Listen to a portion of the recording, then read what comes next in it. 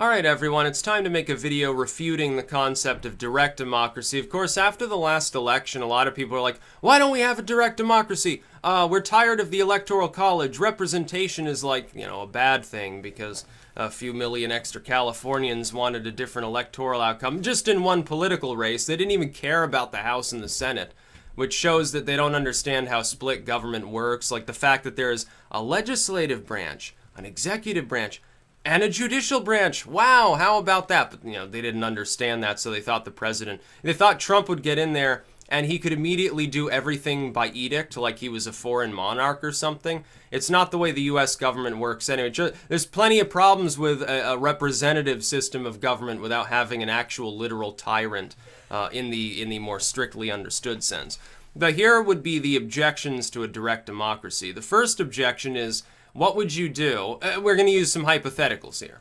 What would happen if 51% of the population said, well, we're going to hold a vote to deprive the other 49% of their land or something? Or we're going to move to a totally different radical economic system. 51% of the population wishes to do that. The other 49% doesn't. It needs to be a close decision for the purposes of this anecdote. What's to stop them from doing that? Now, some people would say, well, it'd be a constitutional democracy, like it'd be banned for certain things you couldn't actually vote on, like you couldn't deprive others of liberty by doing so. Okay, who's going to stop them from doing so, though? See, there's the big problem. It's the same problem that we had early on in the United States. Specifically, I believe there was one instance in which the Supreme Court ruled that something one of the original few presidents wanted to do was unlawful, and he's like, okay, yeah, that's fine, now let you go and enforce this because you can't, and basically ignored the judiciary on that token. I don't know if there were any actual repercussions. I think it was Andrew Jackson, if I remember correctly, that did that at one point. I think. I'm not exactly sure. I gotta brush up on my U.S. political history, apparently. I'm slipping here. It must be dementia setting in or something. But who's going to them? Unless you've got something in place to begin with, where you're going to arbitrarily determine, well, this part of the population is more given over to abusing other people, so we're going to disarm them preemptively or something. How are you going to accomplish that? You'd have to use a popular vote. Well, that's going to be a little bit of a problem. Also, we've seen a slow and steady decline in our country towards identity politics. There was a time many decades ago, if you listen to speeches by mid-atomic era presidents, if you listen to Eisenhower, JFK, and people before them, other than FDR, he loved identity politics. For the most part, a lot of our presidents and a lot of people in the legislature, people with major positions, major power within the legislature, avoided wedge issues. They specifically, especially under the days of the Soviet Union, there was a collective reason to avoid them, and to simply say, well, we're Americans, we're going to stand against this foreign tyranny. In the interior, we want peace and stability. This leads to the civil rights era, which calms things down a bit, at times, with most groups of people anyway. And that's sort of what you get. You get a sort of togetherness. Unfortunately, in a direct democracy, there's absolutely no reason whatsoever to prevent wedge issue politics. In fact, you would need to delve into them to cobble together enough people to elect whatever positions are going to be present within that to administer bureaucracy or whatever. Are you going to set up a parallel meritocracy where people who are simply more intelligent or more well-trained then can take over positions? Then you get the problem where you have corruption in a different manner. Let's say you structured a democracy, a direct system where the only representation is administered bureaus and things of that nature required for infrastructure. Because you'll be retaining the bureaucracy, otherwise it's going to collapse real quick.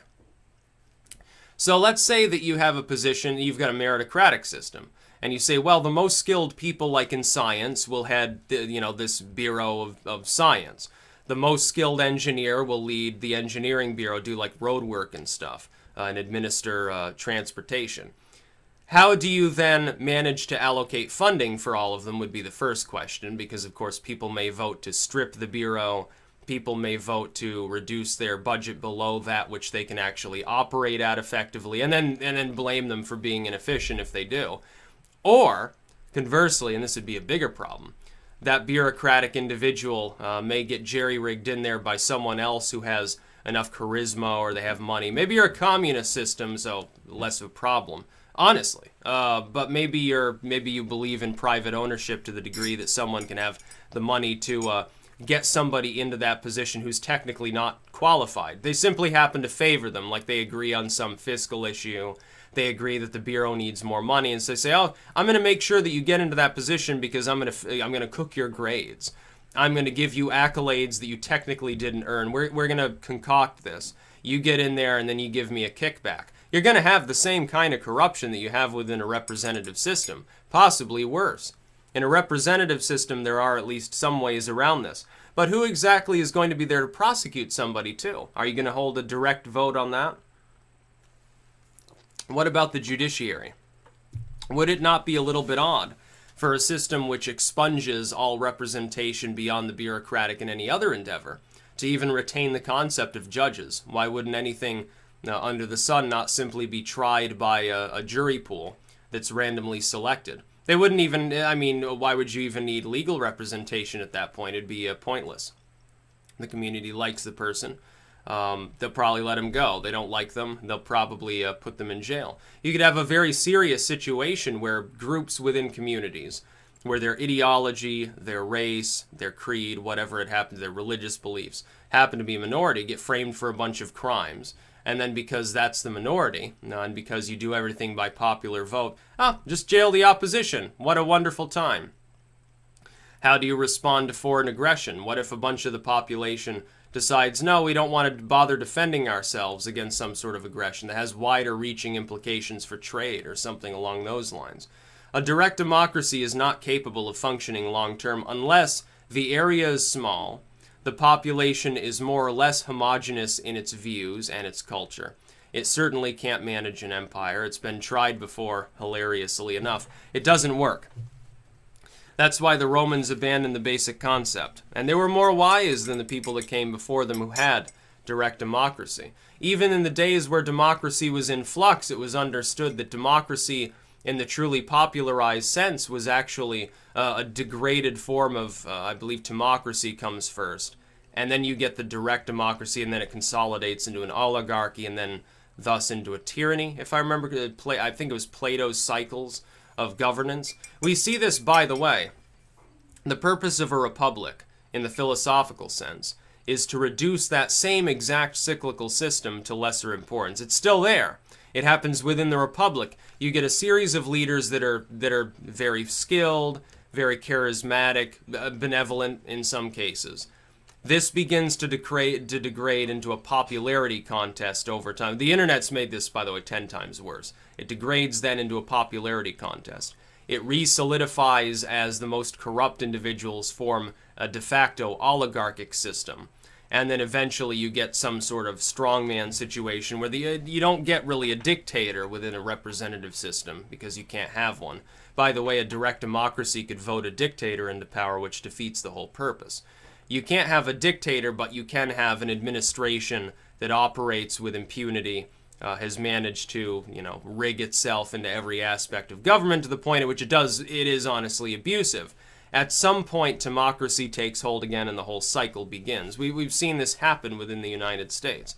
The first people who led our country in the executive sense were part of that democracy. George Washington was the leader at the time because of the valor he showed, his leadership skills, the fact that he was at the forefront of the revolution. That's essentially why he was there. He surrounded himself by other skilled and very intelligent individuals within the higher echelons of society, thus forming the basis of what happened subsequent to this, which is that you get a slew of presidents who, they're not so effective. I would say the oligarchy period coincides roughly with Reconstruction. We had a slew of extremely corrupt presidents.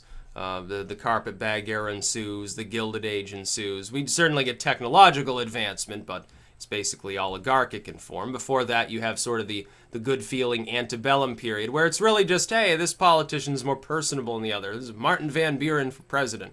He was a likable individual. That's what you get. And I think his niece was acting first lady at the time, and she was, like, considered really beautiful and stuff, but I think she was, like, fucked up in the head, like, psychologically scarred or something, if I remember correctly. He didn't have a wife. Or was it his daughter or cousin or something? I can't remember. Again, a little bit fuzzy, but I think it was Van Buren's niece, if I remember correctly. And then thereafter, you get a period where things are highly consolidated. You get the sort of big stick politics of Teddy Roosevelt and some of these other people. It's very, very centralized. Now, they use it maybe at the time for a benevolent purpose. Maybe not a benevolent outcome all the time. But that's essentially what it is. And then we cycle back around again. The atomic era certainly changed. This Cold War paranoia definitely has an effect on our political system and the cycles that we experience at the time, of course.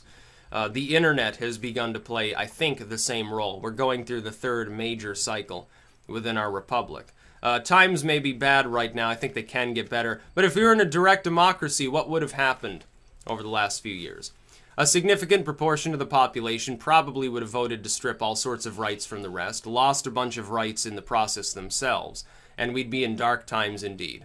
It wouldn't work. Direct democracy is literally a cancer. Representative government is superior objectively to it. It's more stable in most ways. It also can be, at least at times, less corrupt. It's more able to maneuver because not everything is left up to public whim.